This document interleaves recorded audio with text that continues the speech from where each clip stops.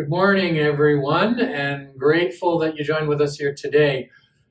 Last week, at the end of the week, I did a little praying and was seeking the Lord about what we're to do and talk about in our daily devotions today and this week. And I have a question that I kind of felt in my heart when I prayed about it. And I think a lot of us are feeling, in a way, like no control right now. And everybody's feeling very powerless, and we've talked about that on Sundays and entering into praying and calling out to the Lord, things like that. The society as a group, as a whole, feels like that, and we, in our part, many of us feel that way as well. And I was actually having a bike ride outside on a warm day, and I was really trying to listen to the Lord and pray about this week for us together. And I did feel something, which was maybe this little sentence: what has the Lord entrusted to you right now? And sometimes we can focus on listening to the news or what's going on around us. But I want to look at what might matter to the Lord right now, because you do have something, all of us, under our control. And that's the question: what has the Lord entrusted to you right now?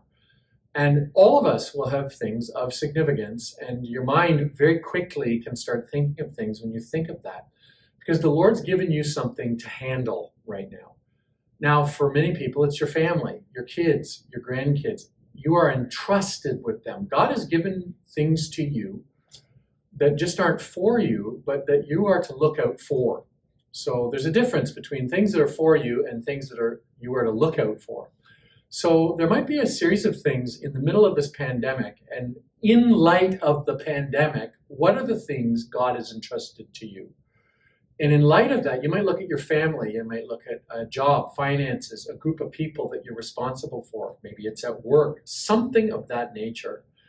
And your focus right now in the pandemic could be start to pray through and listen to the Lord. And I think for many of us, that'll be instant. What are you to focus on? What is God in this day right now entrusted to you? Maybe it's at work. Maybe it's, for many of you, your family. And there's some scriptures that come to mind depending on how you value that statement, what it might be. Because different people, you will have different things that come to mind.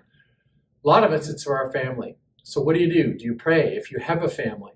Or maybe it's for your friends. So let's take a minute and think about family and friends. Bible verses that come to mind.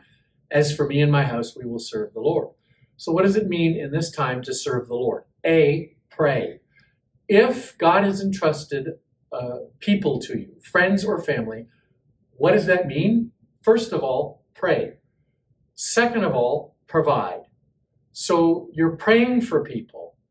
And B, you're providing for people. Now, we often think of providing in the sense of, I got to go to work, I got to have a job. But you're going to be providing for them different things. Maybe it's buying hand sanitizer. Maybe it's keeping an eye on them.